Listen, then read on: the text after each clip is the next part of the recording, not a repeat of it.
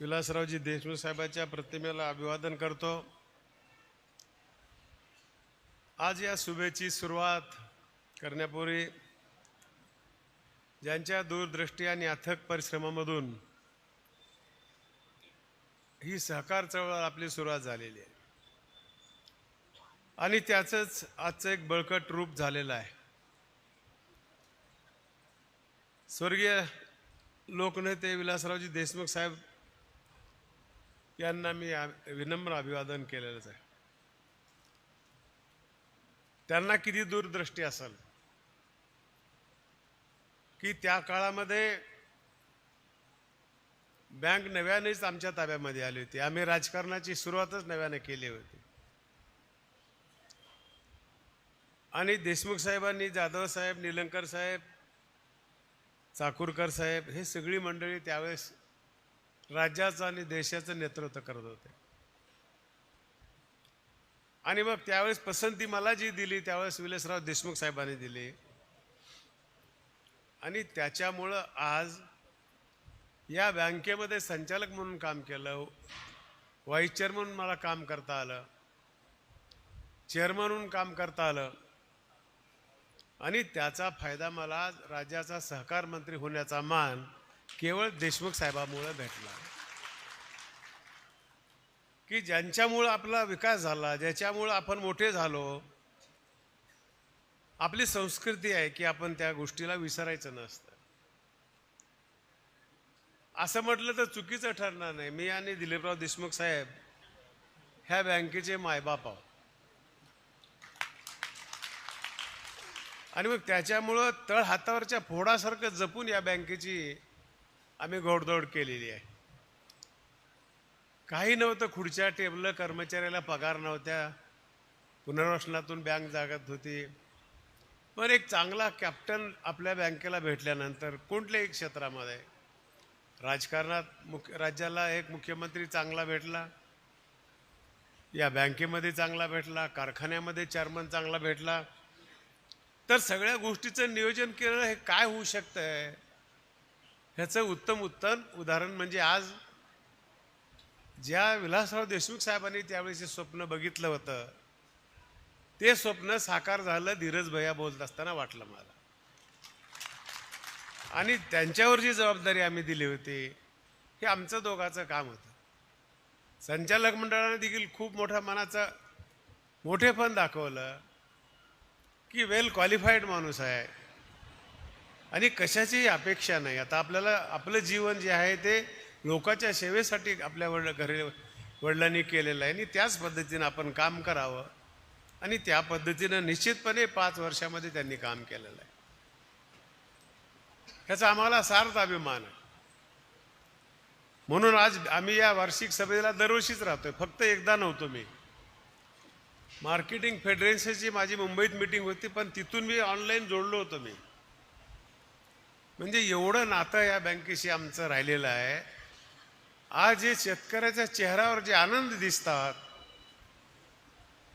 ते खरे खरे आनंदाचे अश्रू आम्हाला बघायला भेटते। शेतकऱ्याच्या डोळ्यामध्ये अश्रू बघितले नाही, बघितले तर आम्ही, पण आज आम्ही आनंदाचे अश्रू बघतोय।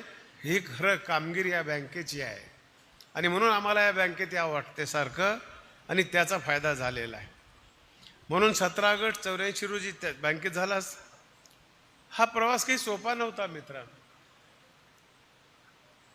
आणि अशा प्रकारची वसुलीचे मेळावे घ्यावं जगात कुठं घडले का नाही मला तर माहिती नाही, पण दिलीपराव देशमुख साहेबांनी हे मात्र घडवून दाखवलं। लोकांनी प्रचंड प्रतिसाद, पैशाचे बांधून दिले, फेटे बांधून, शाली घालून, सत्कार करून आणि त्याच्यामुळं लोकांचा विश्वास संपादन झाल्यामुळं आज ही परिस्थिती बदललेली आहे आणि कुठेही आहे। एखादी संस्था मोठी होत असते त्यावेळेस लोकांचं सगळं लक्ष तिकडं जातंय। आम्हालाही वाटतं या ना, तुम्हालाही या, कुणाला काही इथं दरवाजा बंद नाही आहे, पण यायच्या मार्गानेच यावं लागेल आपल्याला आणि चांगल्या कामासाठी सगळ्याला इथं उपलब्ध आहे, ह्याला कुणी रोखू शकत नाही। लोकशाही आहे, सहकार क्षेत्र लोकशाहीचे मूल्य रुजवण्याचे एक मोठं खूप साधन आहे। या बँकेनं यापूर्वी यापूर्वी देखील करून दाखवलं. आज 10,000 कोटीहून अधिक व्यवसायाकडे बँकेची वाटचाल सुरू आहे. त्यावेळेस आकडे जर बघितलं ना, माझं 2.5 कोटी तालुक्याचं वाटप होतं. 2.5 कोटी. आज 250-300 कोटीच्या पुढे आकडा गेला असेल माझ्या तालुक्याचा. प्रगती ही कुठं मोजणार आहात तुम्ही? आणि 100% वसुली. आज बघितलं आपण 585 काहीतरी बँक आहेत आपल्या, त्याच्यापैकी 143 शाखा असल्या कठीण परिस्थितीमध्ये देखील आपण 587 पैकी 143 संस्थांनी 100% वसुली या कठीण वर्षामध्ये करून दाखवलंय. मागल्या कालखंडामध्ये तर 100% आकडा जास्त होता आपला. हे खरंच रे माझ्या शेतकरी राजावर जात आहे, माझ्या सोसायटीच्या चेअरमनवर जात आहे, गटसचिवावर जात आहे. त्यांनी केलं हे केलं आणि त्याच्यामुळे हे आम्हाला सगळं करता आलं. एवढंच करून थांबले नाही. 10,000 कोटीची उलाढाल म्हणजे काही साधी गोष्ट नाही, खूप मोठं यश आहे मित्रांनो. आता हे आपल्या प्रगतीचा टप्पा दुसरा सुरू झालेला आहे. नवीन तंत्रज्ञान, नवीन युग आलंय.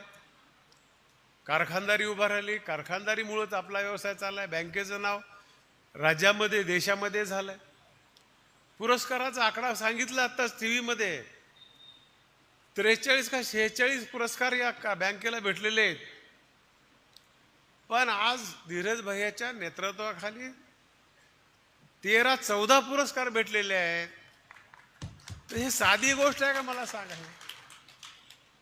बरं, एक नाही, त्यांनी कारखान्याला कर्ज दिलं. आपल्या कारखान्याला पैसा खर्च खूप व्हायला लागला ठेवीसाठी. त्याच्यासाठी हार्वेस्टर आपण 150-200 हार्वेस्टर एकदाच दिले. सुरुवातीला लोकांना भीती वाटायला लागली, हार्वेस्टरची ऊस खरडून तोडतंय, ऊसाचं नुकसान होतंय, पातळ होतंय, अशा चर्चा होत्या. पण माझ्याकडे 15-16 हार्वेस्टर आहेत. उलट शेतकऱ्याचा फायदा आहे त्याच्यामध्ये. लेबरनं तोडण्यामध्ये आणि हार्वेस्टरनं तोडण्यामध्ये काय फरक आहे?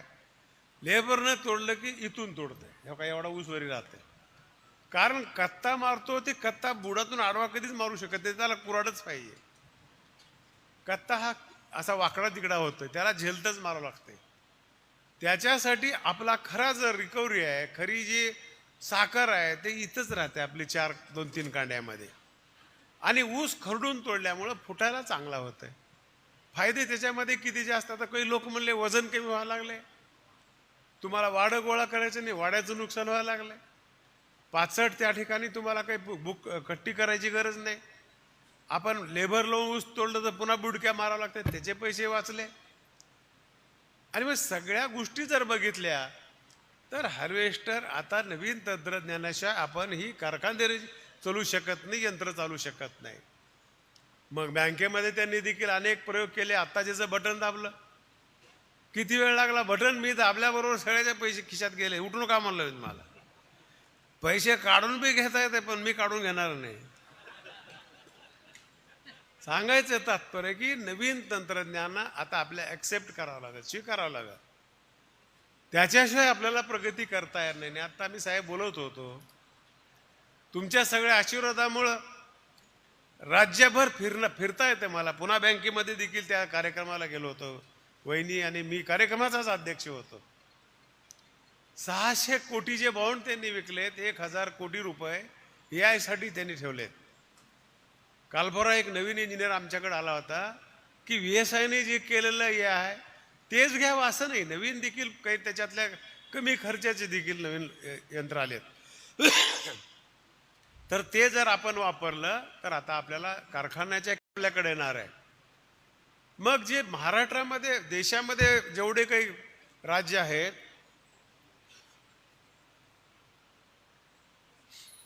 तर त्या राज्यामध्ये काय चांगलं केलंय, सरकारने कोजनला काय दिले पैसा, काय वेगळं काही पॅकेज दिलंय का, किती टक्के दिलंय, किंवा इथेनॉल बी हेवी सी हेवी याच्यासाठी काही केलं का, आणि मग CBG साठी काय केलंय का, प्रत्येकाचं शॉर्टिंग करून आपण केलंय.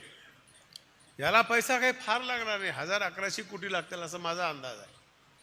सरकारला 1,000-1,100 रुपये म्हणजे काहीच नाही, परंतु फायदा मात्र जास्त होणार आहे. ही पॉलिसी आम्ही सादर काही दिवसामध्ये करणार आहोत. आमचं चाललं की मार्चपर्यंत आणायचं, या पॉलिसीच्या माध्यमातून आणायचं आम्हाला, की ज्याच्यामुळं इथल्या आमच्या राज्यातला शेतकरी हा केवळ आता डिस्लरी इथेनॉल निर्माण करणारा नाही, तर काही दिवसामध्ये विमानाचं हेलिकॉप्टरचं फ्युअल तयार करणारा शेतकरी आम्हाला तयार करायचे आहे.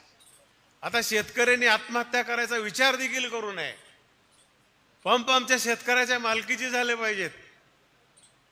ही भूमिका आपल्या राज्याची आहे आणि त्या पद्धतीनं आपल्याला काम करायचे. आणि म्हणून आपल्याला या सहकारी चळवळीला सगळ्यांनी एकत्रित सांघिकरित्या सगळे जवळ बसून आपल्याला चांगल्या प्रकारचं काम कसं करता येईल आणि त्याला कसं टिकवता येईल, आतापर्यंत आम्ही सगळ्यांनी तुमच्या आशीर्वादामुळं सहकार्यामुळं केलेलं आहे. आपण ठरवा कोण चांगलं काम करतंय, कुणामध्ये क्षमता आहे, आणि त्याचा तुमच्या हातामध्ये निर्णय घ्यायचे आहे. असल्या घटना घडत राहतात, त्याच्याकडे आपण फार लक्ष द्यायचं नाही. म्हणून आज बघतोय आपण टीव्हीमध्ये देखील खूप वाढ झालेली आहे. आज बघतोय बँकेची एकूण व्यवहार अर्थामध्ये खूप टर्नओव्हर मोठा झालेला आहे. म्हणजे धीरज भैयाचं कौतुक करावं तेवढं कमी आहे. कौतुक करतो म्हणजे एवढं थांबावं असं नाही, तर त्यांनी अजून याच्या पुढे पळावं. ह्याच वयामध्ये हेच वय असते काम करायचं. कारण आम्ही काकानी ही सगळी जनता आम्ही तुमच्या पाठीशी आहोत. ही केवळ आकडेवारी नाही, तर बँकेच्या आर्थिक स्थितीची, पारदर्शक कारभाराची आणि सक्षम व्यवस्थापनाची पावती आहे. हे आत्ता जे दाखवलं ना आमच्या चेअरमन साहेबांनी, हे आपल्या त्या कामाची पावती आहे. म्हणून आजपर्यंत या बँकेला सहकार भूषण अनेक पुरस्कार सांगितले मी तुम्हाला. सहकार भूषण पुरस्कार, नाबार्ड राज्य बँक, देश पातळीवर नामांकित संस्थाकडून तब्बल 46 पुरस्कारापैकी यांच्या काळामध्येच म्हणजे धीरज भैया चेअरमन झाल्यावर 16 पुरस्कार या बँकेला भेटलेले आहेत. आणि त्याच्यामुळे तुमचा अगोदर अभिनंदन. तुम्ही प्रत्येक कामामध्ये आम्हाला सहकार्य केलात बँकेला आपल्याला. त्याच्यामुळं संचालक मंडळाने योग्य असे निर्णय घेतले, तुमच्या हिताचे घेतले. कोविडमधली परिस्थिती मला आठवते. आपल्या कर्मचाऱ्याने एवढं चांगलं काम केलं की माणसाजवळ कोविड असा रोग आला की माणसं एकत्र आले की रोग फैलावा लागला. पैशाच्या नादांतर एकाला हात प्रश्न झाला की घ्यायला लागला.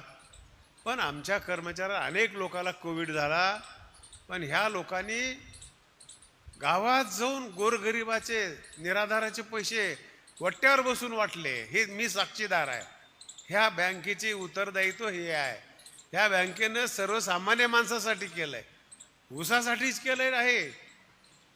आज मला सांगा, निराधाराचे पगार देणारी बँक म्हणून या बँकेकडे बघितले जाते. तुम्हाला येण्यासाठी अडचण पडते, बँक ATM काढले, तर ॲम्ब्युलन्स बँक काढली. प्रत्येक गावाला वेळा दिल्या, तिथे ती बँक गाडी येऊन तुम्हाला त्या ठिकाणी घरपोच सेवा देणारी बँक. म्हणजे जे जे काही आपल्याला चांगलं करता येते ते या बँकेने आतापर्यंत केलेलं काम या आपल्या वार्षिक अहवालामध्ये आणि GB त्याची माहिती आपल्याला मिळाली पाहिजे. कामकाजाचं केंद्र या शेतकरी हा या बँकेच्या कामकाजाचा केंद्रबिंदू राहिला आहे. या बँकेने प्रगती करण्याचे कारण एकीकडे योग्य माणसाला कर्ज दिलंय, योग्य वेळेत दिलेलं आहे, आणि टार्गेट कोण आहे? शेतकरी आहे. शेतकऱ्याचा विकास. देशमुख साहेब सारखं म्हणायचे, जोपर्यंत माझ्या घरच्या शेतकऱ्याच्या घरावरचं छप्पर निघणार नाही तोपर्यंत आमची प्रगती नाही, सतरंजी निघणार नाही. आणि ह्या सगळ्या गोष्टी बदलून टाकल्या. अरे घरची तर बदलली. आज कार्यक्रमाला आला तर पायाखाली देखील सतरंजी चाट आल्या तुमची. हे प्रगती नाही तर काय मला सांगा ना. मग प्रगतीची व्याख्या काय, अजून कोणती बोलायची आपल्याला? म्हणून मित्रांनो, अशा प्रकारचं आज मला सांगा, अनेक राज्यामध्ये फिरत असताना बघतो मी की आज 0% व्याजाने देणारी आपली बँक 5 लाखापर्यंत दिले जाते. आता सरकारने कर्ज दिलं, पहिल्या सुरू आमच्यावर खूप अलिगेशन झाले, होत राहतात. एवढा मोठा कारभार आहे, सगळं अपलोड करायला वेळ लागला आम्हाला.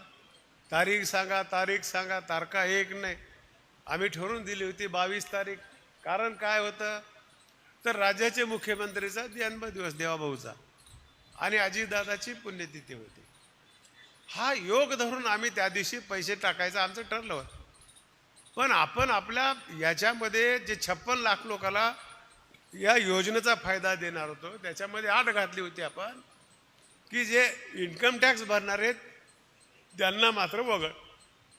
मग इन्कम टॅक्सची यादी आमच्याकडनं होती, केंद्र सरकारकडून यादी आम्हाला यायला प्राप्त झालेली ही होईलच वाटत होतं. आणि पत्रकाराला दुपारी 3ची वेळ दिली, पुन्हा त्यांना मेसेज केला की आपण अजून 1 तासभर थांबूया. 4ला देखील आली नाही यादी. आता तर आम्ही खोटं ठरलो अशी आमच्या मनातली भावना झाली. अधिकारी आम्ही बसून चर्चा केली, काही असो, आता 4च्या पुढे जायचं नाही म्हणजे जायचं नाही. जेवढी आपल्याकडे अपलोड माहिती आहे जिल्ह्यातल्या महाराष्ट्रातल्या 5 लोकांची 10 लोकांची सगळ्याची घ्या, 580 काहीतरी आकडा भेटला. आणि आम्ही पत्रकाराच्या समोर ते पहिल्या सोळी यादी डिक्लेअर केली. पुन्हा म्हणले की मग आता पुढे कधी करणार, अजून 1 तासाला येऊ द्या, बाकीचे आम्ही पैसे टाकणार आहोत. योगायोगानं दुसऱ्या दिवसापर्यंत आले, यादी आली, तेवढे बाजूला काढले. पहिल्या सुरू 6,22,000 शेतकऱ्याचे 5,029 कोटी रुपये आम्ही डायरेक्ट तुमच्या अकाउंटला टाकले. मग कुणाची केवायसी झाली नाही. आज देखील 50,000 लोकांची केवायसी झाली नाही. 10,000 लोकांची तिथं बोटं उमटत नाहीत. वयस्कर झालेत म्हणजे 60,000 हे लोक आहेत, 90,000 इन्कम टॅक्सचे लोक आहेत. मग हे सगळं छाटछूट करायला वेळ आला. दुसरी यादी पुन्हा काढली 5,000 कोटीची, 6.2ची, 2-3 याद्या झाल्या. हे करत असताना फिरत असताना प्रत्येक ठिकाणी लोकांच्या भावना आहेत. तुमच्या म्हणण्यामध्येही तथ्य नाही असं म्हणत नाही, पण खूप मोठं 40,000 कोटीची कर्जमाफी म्हणजे साधी गोष्ट नाही. आपण ह्या लोकांना काय दिलोय? तुमचं काम चालू आहे, तुमची बँक चालू आहे, चालू बाकीदाराची 50,000 तुम्हाला बक्षीस द्यायचे, पण हे चेक बंद पडलं, काहीच चालू शकत नाहीत. म्हणून त्यांना आपण सरकारने निर्णय घेतला. आणि ह्या ज्यांना 2 लाखापर्यंतचा आहे आणि 2 लाखाच्या वरचे जे लोक आहेत त्या लोकांनी वरचे 25,000, 30,000, 50,000 जे असतील ते भरल्याशिवाय आम्ही पैसे 2 लाख टाकणार नाही. कारण आणि त्याची मुदत काही 8 दिवसात नाही, त्याला पैसे यायला तुमच्याकडे नसणार, आम्हाला माहिती आहे.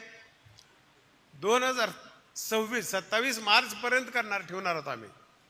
आणि जे लोक भरतील तेवढे पैसे आम्ही तुमच्या अकाउंटला टाकणार. कारण 2 लाख आम्ही दिलो आणि वरचे पैसे नाही भरलं तर ते अकाउंट तसंच थकबाकीत राहणार आहे. आतापर्यंतच्या कर्जमाफीमध्ये आणि ह्या कर्जमाफीमध्ये हाच फरक आहे. आतापर्यंतच्या कर्जमाफी केलेल्या सभासदाला, शेतकरी राजाला पुन्हा कर्ज भेटलं नाही. AP सिंगाची कर्ज माफी झालेली मला माहिती आहे, पुन्हा दिलं नाही. पण ह्या वेळची कर्जमुक्ती हे वेगळी आहे. एका दिवसामध्ये एवढे तुमचं जे मुद्दल आहे कर्ज, तेवढं कर्ज बँका तुम्हाला देणार आहेत. सरकार तुमच्या पाठीशी मागं ठाम आहे. हा फरक आहे. नाहीतर कर्जमाफी केली पुन्हा काहीच नाही. आणि ते लगेच चालू आहे. 1 ते 2 दिवसामध्ये कर्ज वितरण करायचे अशा प्रकारचे आदेश दिलेले आहेत. मग MG बँक, जे महाराष्ट्र ग्रामीण बँक म्हणतो, त्यांचे 1,000 कोटी रुपये होते आणि ती तोट्यामध्ये बँक आहे.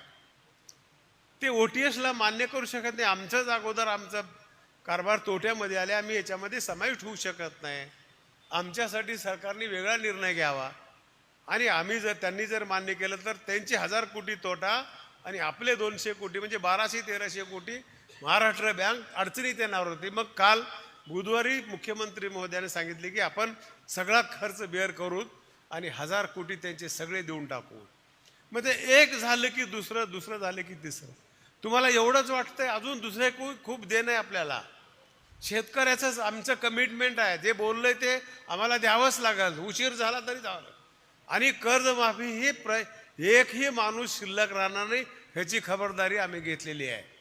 ज्या दिवशी आमच्या बोर्डवर येईल की सगळे शेतकरी नील झालेत त्या दिवशीच हे थांबणार आहे. ह्याला मुदत बिलकुलच नाही. म्हणून शेतकऱ्यांनी काळजी करायचं कारण नाही, प्रामाणिकपणानं करावं. प्रामाणिकरण करून जे घ्यायचे ते करून घ्यावं. तसं तहसीलदारकडं आपण काही सूचना दिल्यात, जिल्हाधिकाऱ्याकडं त्या ठिकाणी माहिती दिल्या, आपले बावनकुळे साहेबाकडे एक बैठक लावली आहे, त्याच्यामध्ये अजून काही अडचणीत. काही ठिकाणी आता कोल्हापूरमध्ये वडिलाच्या नावावर जमीन आहे, त्याची संमती घेऊन पोराला कर्ज वाटप केलंय, मग ह्याच्या नावानं कर्ज केले की दुसऱ्याच्या नावानं बिल यायला लागलंय. म्हणजे त्याच्या दुरुस्त्या काही आम्हाला करावं लागणार. काही मंदिराच्या जमिनी आहेत त्या ठिकाणी भाड्यानं दिलेल्या आहेत. ह्या सगळ्या गोष्टीचा समावेश करण्यासाठी आम्हाला वेळ लागलेला आहे. आत्ताच कोरेअप्पाचा मला फोन आला, सभागृहात मी 2 वेळेस उत्तर दिलंय. आमचं सरकार येण्याच्या अगोदर 8 दिवस, महायुतीचं सरकार येण्याच्या अगोदर मागल्या सरकारने जे शेतकरीचे पंप सप्लाय योजना आहेत, पाणी पुरवठा संस्था, लिफ्ट इरिगेशनच्या, त्याचं आतापर्यंत सरकार व्याज भरत होतं. मग ते त्यावेळेस 137 कोटी व्याज होतं. त्यावेळेस त्या कॅबिनेटने 137 कोटीला मंजुरी दिली. 2 दिवसाला लगेच आचारसंहिता लागली आणि ते काही पैसे देता आले नाहीत. मग ज्यावेळेस मधला काही वेळ गेला निवडणुकीचा आपला, तोपर्यंत RBIनं मध्येच एक पत्र काढलं की आपण फक्त व्याजच भरत होतो. की RBIनं सांगितलं की असं जर काही सरकारला करायचं असेल तर मुद्दल आणि व्याजाची भरपाई करावी लागेल. बँकेनं याच्यामध्ये कसल्याही प्रकारचा वाटा उचलायचा नाही किंवा व्याज सहन करायचं नाही आपण. त्याच्यामुळं तो प्रस्ताव, तर मागले पैसे तेवढ्यावर तर आम्हाला देता येत नाहीत. दुसरा प्रस्ताव करून आता कॅबिनेटला चालू आहे. कालच CM साहेबाचं माझं बोलणं झालं. मला म्हणले प्रस्ताव करा. आज 300-350 कोटीच्या पुढे ती रक्कम जाण्याची शक्यता आहे. ते देखील आपल्या शेतकऱ्याचेच पैसे आहेत. कारण ते शेतकरी लिफ्ट इरिगेशन करतात, स्वतःनं लोकांनी मिळून पाईपलाईन केलेली आहे. आपण तळं करतो, गव्हर्नमेंट जे करून देतंय तर तिथं खर्च करतोय. मग हे शेतकऱ्यांनी वैयक्तिक संस्था उभा केल्या आहेत म्हणून सरकार त्या ठिकाणी मदत करतंय, त्यांचा देखील आहे. आणि मग आता मधल्या काळामध्ये मच्छी व्यवसायाला देखील शेतीचा दर्जा दिलाय. खरं आहे ते, तिथं देखील मच्छी करणारे शेतकरीच आहेत. मग त्यांना देखील ज्याला राणे साहेब माझे मित्र आहेत, माझ्याजवळ म्हणले सहकार मंत्री महोदय आपल्या साक्षीनं तिथं आपण आमच्या मच्छी शेतीचा दर्जा दिलाय आणि मग त्याचा समावेश आमचा बी त्याच्यामध्ये करा. त्याच्यावर देखील आमचा विचार चालू आहे. ते बी 80-90-100 कोटीच्या जवळ रक्कम होणार आहे. अशा मोठ्या किमती आहेत. आता बऱ्याचशा लोकांच्या सूचना दिल्यात, पत्र दिलेत. शिंदे मामाने एक पत्र दिलंय, इथे रेणापूरच्या मोठेगावच्या मामाने एक पत्र दिलंय, पत्रकारांनी काही मागं पत्र दिले आहेत आणि शेतकऱ्यांना देखील दिले आहेत. काही संघटना देखील बऱ्याच ठिकाणी मागणी करायला आहेत किंवा चालू बाकीदाराला 50 देऊ लागल्यात, त्याच्यापेक्षा आम्हाला देखील 2 लाख करा. तशा प्रकारची बघू, आपण सगळे चर्चा करू. ही कमिटी मुख्यमंत्र्याच्या नेतृत्वाखाली पुन्हा तयार केली आहे. अगोदर हे सगळं होऊ द्या, ह्याच्यात अजून किती वाचतंय किती वाढतंय बघू द्या, त्याच्यानंतर मग काय करता येईल ते बघूया. सगळे एकदाच आपण बोलून जमणार नाही. त्याची व्यवस्था पैशाची करावं लागेल, राज्याचा विकास इकडं करावा लागेल आणि जे बोललंय ते पूर्ण करायचा प्रयत्न आपल्याला करावा लागेल. आणि ते देखील काही कमी नाहीत आहेत. 23 लाख होते लोक, 23 लाख गुणिले 2 लाखाची मागणी, 23 दुनी 56, 5,600 कोटी. म्हणजे साधी गोष्टच नाही कोणती. 100 न द्यायचं म्हणून तर अर्धे होते. ह्या सगळ्या गोष्टीचा निश्चितपणे शासनाच्या निदर्शनास आणू, जे काही करता येईल ते करायचा आपण प्रयत्न करू. अशा प्रकारची भूमिका या ठिकाणी आम्ही घेणार आहोत. म्हणून मित्रांनो, या पीक कर्जाच्या संदर्भात धीरजभाई यांनी आता सांगितलं आपल्याला 1,780 कोटीचे पीक कर्ज वाटप केलं. लातूर जिल्ह्यामध्ये एवढं मोठं पीक कर्ज वाटप मला वाटतं दुसऱ्या स्टेटमध्ये चालेल का काय वाटायला, एकदा बघून घ्या. एकदा होणार नाही, आपल्याकडं झालं नाही. कारण आपण जे पाईपलाईनची योजना केली होती, सुरुवातीला झालं, आमच्या लक्षात आलं, सांगितलं अधिकाऱ्याला, चुकीचं जर झालं तर सस्पेंडच करतो. म्हणून बँक टिकल्या आहे. तुम्ही आम्हाला सगळ्यांनी सहकार्य केले, नाहीतर पाईपलाईन जुनीच आणि कर्ज दुसरंच. किती वेळ लागते सांगा मला. एक जर चूक आपली झाली, बँक अडचणीत यायला किती लागतंय. जिथं शेती शिल्लक आहे, शेतकऱ्याला तर कर्ज दिलं पाहिजे. कायदा केलाय काल परवा, सहकार मंत्र्यांनी कायदा शेतकऱ्यासाठी केलाय. 20 गुंठ्याची अट पहिलं होती, आता मात्र 10 गुंठे जमीन असेल त्यालाही या बँकेचं सभासद करून घ्यायचं मान्य केलंय. म्हणजे शेतकरी आमचा केंद्रबिंदू आहे, सरकारचा असो की बँकेचा असो. सावकारावर देखील निर्बंध आणलेत, काही ठिकाणी घडले नाही म्हणत नाही. आज एवढ्या राष्ट्रीयकृत बँका आहेत, पतसंस्था आहेत, बँका आहेत, पण सावकारकी काही कमी होत नाही.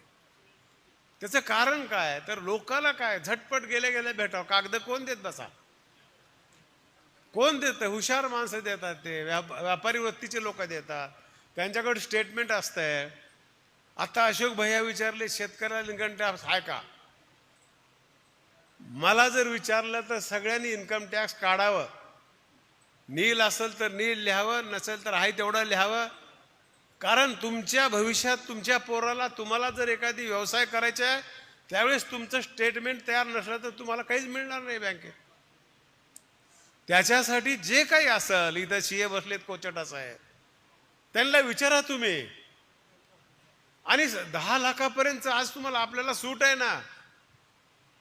म्हणून ज्याला काही करायचे त्याला ही बॅलन्स शीट, आपले कागदपत्र, इन्कम टॅक्स परफेक्ट ठेवावं लागेल. आणि ज्याला काही करायचं नाही ते चुकवा, मग आम्हाला काय करायचे. म्हणून तुम्हाला जे काम करायचे ते पारदर्शक करावं लागेल, तुमचं कागदपत्र अपडेट राहावं लागतील. म्हणून अशा प्रकारे आपल्याला ह्या सगळ्या गोष्टीमध्ये काम करणार आहे. या वर्षात 80% वसुली झाली, खूप चांगला आहे. जिल्ह्यामध्ये शेतकऱ्याचं हित जोपासणारी बँक म्हणून बघतोय आपण. 16-17 पासून राबविण्यात येत असलेल्या योजनेअंतर्गत गेल्या 10 वर्षात 87,033 शेतकऱ्यांना रुपये 1,37,000 लाख इतक्या रकमेचा व्याज परतावा आपल्याला लाभ देण्यात आलेला आहे.